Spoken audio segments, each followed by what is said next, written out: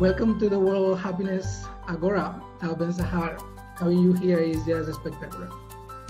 Well, thank you very much, Luis, and thank you very much for putting this important project together. We've been talking about happiness for a very long time, and you know what it takes to do and to understand the science as well as the activation of that science into multiple disciplines. And I think that the key question for you here is, what do you mean when you talk about whole being well-being? I mean, whole person well-being, and how we can articulate that at school, at work, and in society. Yes, so, there are many definitions of happiness. Aristotle defined it, and Marty Seligman and Ed Dinner defined it. The definition that I find most useful, not necessarily the only one or even the best one, but the one I found most useful comes from Helen Keller, who talks about happiness as wholeness. In other words, looking at the well-being of the whole person. Now, what does that actually mean? So looking at East and West, looking at psychology and philosophy, you essentially can extract 5 key components or elements of the human being. And these are spiritual, so we're talking about spiritual well-being, physical well-being, intellectual well-being, relational well-being, and finally emotional well-being. And together these who make up the acronym SPIRE, together these constitute whole person well-being, or in short, whole being. And I'll say just a few words about each one of these elements. So first of all, spiritual well-being, the S of the SPIRE. When we talk about spirituality, of course, we can talk about religion. However, we can also just talk about a sense of meaning and purpose. One of the dictionary definitions of spirituality is the real sense of significance of something, when something is important to us, which means that if I find my work significant and important, then I'm experiencing spirituality. If my family life is significant, important to me, then I'm experiencing spirituality in that domain. Same in school, if a student, whether a 10-year-old student or a 50-year-old student, finds meaning and purpose, significance, importance in their work, they are experiencing spirituality. So the first element of spirituality is meaning and purpose, which we can get from religion and we can get from elsewhere. The second element of spiritual well-being is being present, being mindful. Now, Henry Miller has a lovely observation. He writes that we can see the divine if we really focus even on a blade of grass. And there is a lot of truth to it. If we're really present to something, and basically anything, we can experience it as spiritual. Because if you think about it, or let me put it this way, there's a lovely quote by Albert Einstein, who said, there are 2 ways to live our lives. One is as if nothing is a miracle. The other is as if everything is a miracle. And if we really look at something, whether it's a blade of grass, whether it's the person standing across from us, whether it's a dog running around, if we really look, then we realize that everything really is a miracle. And then we can connect to the spirit in existence. So these 2 elements of spiritual well-being, a sense of meaning and purpose, and a sense of presence, a sense of mindfulness. When we get to physical well-being, the second element, the P of the SPIRE, the first element is realizing that mind and body are connected. There's a lot of research in psychology showing how when we think certain thoughts, very often these thoughts come true. If we think we're good at math, we're likely to be good. If we think we're poor, that same thing is going to happen. If we think we're going to grow and learn and change, what Carol Dweck calls the growth mindset, well, that's going to become a self-fulfilling prophecy. If we think that our constitution, that our abilities are fixed, well, that becomes a self-fulfilling prophecy. In other words, what we think very often manifests itself in the external world. Mind and body are connected. There's some amazing research showing that, for example, if we imagine ourselves lifting weights, we actually get stronger over time, mind connected to body. The second element of physical well-being is that we need to adhere to our nature to lead a full and fulfilling life. For example, our nature dictates that we need to move rather than be sedentary all the time. People who move regularly, and I'm not just talking physical exercise, which I will talk about in a minute, but just regularly moving actually makes us not just happier and also healthier. More and more doctors are talking about sitting as the new smoking. So just moving around on a regular basis, every 20 or 30 minutes. In other words, at the end of this presentation, get up and walk. Just doing this on a regular basis contributes to our physical as well as psychological well-being. Regular physical exercise, at least 3 times a week, goes a long way, not just making us healthier physically, but also mentally healthier. Eating foods that are aligned with our nature, in other words, natural foods rather than processed food. That's important, not just for physical well-being, also for psychological well-being. Getting a good night's sleep. Again, this is nature's dictate, is important. And using all artificial measures to keep us up for a long time, that's unhealthy. So that's physical well-being. Next is intellectual well-being, the I of SPIRE. And here it's less intuitive for most people. You see, there are 2 elements, once again, with the intellectual well-being. The first is curiosity, learning, being open to experience. One of the wonderful things about your project, Luis, about Agora, is that it's about learning, lifelong learning. And there's a lot of research showing how healthy that is. Healthy not just psychologically, also physically. We actually live longer when we learn, when we become lifelong learners, not to mention the fact that we become more successful. The world is changing so fast. Just in order to keep up to date with things, we constantly have to learn and grow. So that's one element of intellectual well-being. The second element of intellectual well-being, in addition to curiosity and openness and learning, is deep learning. You see, today, people no longer engage deeply, whether it's with text or with art or with nature. The average amount of time people spend on a web page is 7 seconds. This doesn't provide for deep learning, and we don't exercise these neural pathways, these muscles, metaphorically speaking, that learn to engage, to deeply understand something. And that's unfortunate, because if I can take the example of engaging with text, that doesn't just have an effect on how well we can learn a philosophical theory or engage with an idea.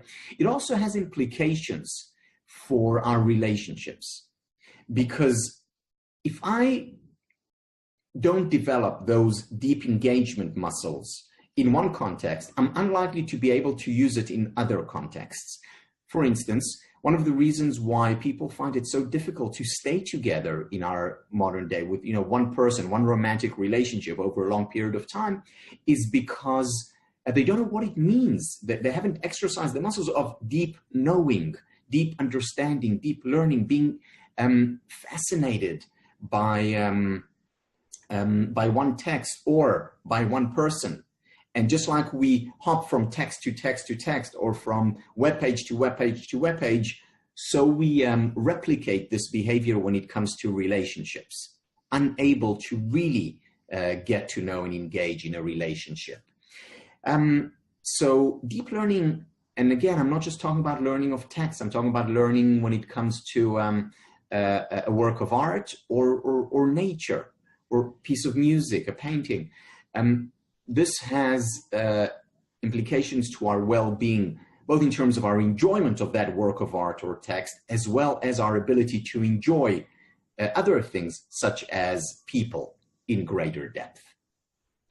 So we have a spiritual, physical, intellectual, and now we get to relational well-being. Number one predictor of happiness, quality time we spend with people we care about and who care about us. Unfortunately, today, we're losing out when it comes to relational well-being. Why? Because most relationships today are virtual relationships. And unfortunately, 1,000 friends on social media are no substitute for that one BFF, best friend forever, whom we encounter face to face.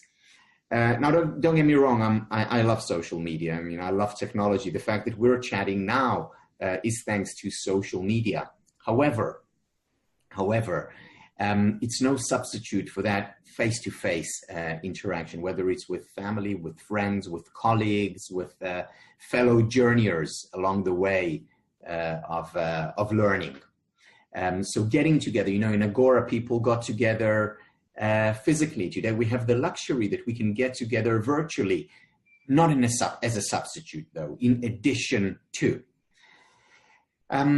So real relationships, that's, you know, the happiest nations in the world are the nations where people spend quality time together, whether it's with family and or with friends.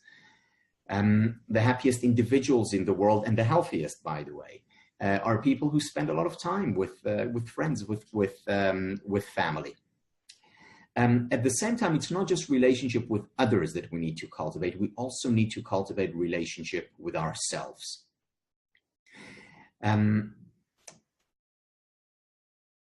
You know, the golden rule talks about, you know, love your neighbor as you love yourself. And the golden rule presupposes love of self, because it tells us to love others as we love ourselves. Now, if we don't love ourselves, is that the standard that we apply to others as well? Not good. When the Dalai Lama came to visit, for the first time when he came to visit the West, he was blown away, shocked, in fact, by the fact that so many people in the West do not like themselves, have low self-esteem, low self-worth, evaluate themselves negatively. And he talked about a word in Tibetan. The word is tsewe, and tsewe means compassion. Now, when we talk about compassion in the West, what we mostly mean is compassion for other people. And he said, no, in Tibetan, tsewe explicitly means first compassion to self, and by extension, compassion towards others. So when we talk about relationships, it's important to cultivate self-love first as the foundation of love for others. So this is the R of SPIRE, and finally E, the E of SPIRE, emotions. Here we're talking about both painful emotions as well as pleasurable emotions. Let me begin with painful emotions. One of the topics I talk about a lot and write about a lot, because I think it's so central to a happy life, is the idea of the permission to be human. And what I mean by that is giving ourselves the permission to experience the full range of human emotions. You know, Luis, in one of my certificate programs, and which you participated in a few years ago, I had a student who, at the end of the certificate program, and this is a year-long program, put her hand up, and she wanted to share something with the rest of the group. And she said, you know, this was towards the end of the year. She said, you know, I'm a therapist. She was a very successful therapist. I studied the science of happiness, and but sometimes, she said, I feel like a fraud. And I said to her, you know, how do you mean? And she said, well, you know, sometimes, even though I'm supposedly an expert in psychology, in therapy, in positive psychology, I sometimes go into these dark places and I feel like a fraud. And you know, she started to tear up and felt you know, overwhelmed. Now there were 200 people in the room, and she was sitting in the front. And I said to her, "Do you mind if I ask a question of the rest of the group?" And she said, "Sure." So the question I asked, I said, "Please put your hand up if over the last 3 months you've been to one of those dark places. And then I asked her to look back. Everyone put their hand up, by the way, including myself. And I said to her, look around you. You know, we all go into these dark places, and it's important. We need to give ourselves the permission to be human, to experience the full range of human emotions, because when we do, that's when we're able to overcome these emotions most readily, most promptly. And then she looked back at me and look, and, you know, I have my hand up as well. I also go into these dark places. And then I look into her eyes and I suddenly notice something. And I say to her, you don't believe me, do you? You don't believe that I go into these dark places? And she said, no, I don't. Now, this was a very important teaching moment for me, an aha moment, because I understood that most people think, okay, well, I go into these dark places, but when I become an expert on happiness, when I master the field of, you know, positive psychology, the science of happiness, then I won't go into these places anymore. It's simply not true. And the belief that it is true leads to a great deal of unhappiness. So it's, and you know, I often say that the first step in becoming happy is to allowing in unhappiness. First step to happiness is allowing in unhappiness. When we allow in unhappiness, first of all, the painful emotions dissolve, are more likely to go away. And second, we also open ourselves up to pleasurable emotions. You know, Golda Meir, who was the Israeli prime minister in the 1970s, once said, those who cannot weep with their whole heart cannot laugh with their whole heart either. Two sides of the same coin. We need to allow emotions in so that we can experience the full range of human emotions. And then we also need to actively seek pleasurable emotions, joy and love and excitement and fun by playing, by expressing gratitude on a regular basis, by savoring. There's a lot of research by the likes of Barbara Fredrickson on the importance of pleasurable, positive emotions.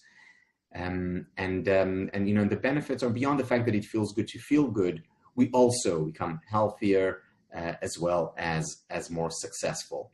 You know, happiness is a very good investment. It's a great investment for schools. It's a great investment for organizations. It's a great investment for community and for nations. It's a great investment all the way back to the individual. Because when we increase levels of happiness, not only are we having a better time, you know, why not? But we also become more productive and more creative. So for the workplace, it's a great investment. Teamwork or relationships in general improve when we increase levels of happiness. And finally, also in schools, our grades improve when we increase levels of happiness. So wherever you look, in whatever domain you look, happiness is a good investment. Well, it's so clear that this whole person well-being approach is definitely strategic, and is definitely something that we have to look into more detail. Can we expand a bit more? How can we apply a model like Aspire into schools? Is it possible that actually we grow happy kids in a world where we need more and more conscious leadership? Yes. So the answer is absolutely yes. You know, Janusz Korczak once said, he's the great Polish educator, said that if you want to change the world for the better, you need to reform education. And I think what he was talking about then, you know, he didn't have the same words and language, but essentially what he was talking about was Aspire education that looks at the spiritual aspect of a person, the physical, the intellectual, the relational, and the emotional. And unfortunately, right now, schools, what they're mostly focusing on is the intellectual component. And even there, they're not adhering to human nature, to what intellectual well-being is all about. Because what schools mostly focus on today is surface learning. Yeah, just learn for the exam and then, spew it out on the exam and then you're educated. No, what real learning is about is deep learning. It's about exploring, being curious about what you learn. Going to school and experiencing the excitement, or in the words of Mihaly Csikszentmihalyi, the adventure of learning. So that's when you get to intellectual well-being. And the thing is, the world is so multifaceted, and that it's certainly possible to find things that students are interested in. Moreover, make education relevant. It reminds me of work done by Steve Mariotti. Steve Mariotti is the founder of the National Foundation for Training Entrepreneurs. And what he does, he goes to schools and he teaches them about business. And what he has found from the beginning, when he started, decades ago, and still today, when he has a large organization that is global, when students see the relevance of a math class to business, they become interested. When they see the relevance of English, of writing, a business letter, for example, for their future, they become more interested. We need to connect school intellectual development to life, so that it's relevant. Moreover, today, using the internet, using technology, we have access to some of the best lecturers, best teachers in the world on every topic, from Shakespeare to Mencius, from classical music to rock music. So we have access, and we need to get students excited about education. So this is intellectual well-being, where I started. In terms of spiritual well-being, I alluded to that, helping students find a sense of purpose. So William Damon from Stanford University did a lot of work showing how students today lack a sense of purpose in their work. They don't connect to the importance of what they're doing. And that's unfortunate, and they pay a high price, again, psychologically, physically, as well as in terms of their performance in school. Teaching mindfulness in school, the second part of spiritual well-being. What could be more important than that? Having yoga classes, to center the kids, to help them focus better, to make them happier and healthier. That should be part of education. Now, when it comes to physical well-being, there's a lot of work, for example, by John Ratey from Harvard Medical School, on the importance of physical exercise in education, incorporating it as part of the curriculum. Schools that introduced regular physical exercise saw, first of all, happiness levels go up, health levels go up, fewer chronic diseases in the youngsters. Violence levels went down. Bullying went down by over 60% in these schools. I mean, how much money are our governments spending on reducing bullying, on improving relationships in school? Well, you have an intervention here that we know works. And grades improve as well. Students are able to focus more. One of the main reasons for the rising levels of attention deficit disorder or attention deficit hyperactivity disorder is that students are less active today than they were in the past, because they are, playing video games more of the time. They're on social media more of the time. Schools that introduce exercise benefit a great deal. I talked about intellectual well-being, the R of SPI, relationships. Again, school needs to introduce project-based learning, team learning. The value added in the workplace in the future is relationships.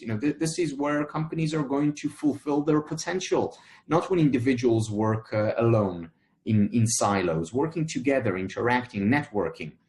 Well, it needs to start in school for two reasons. One, it's more fun doing things together. Two, it's more productive, more creative, and more helpful for the present as well as for the future work.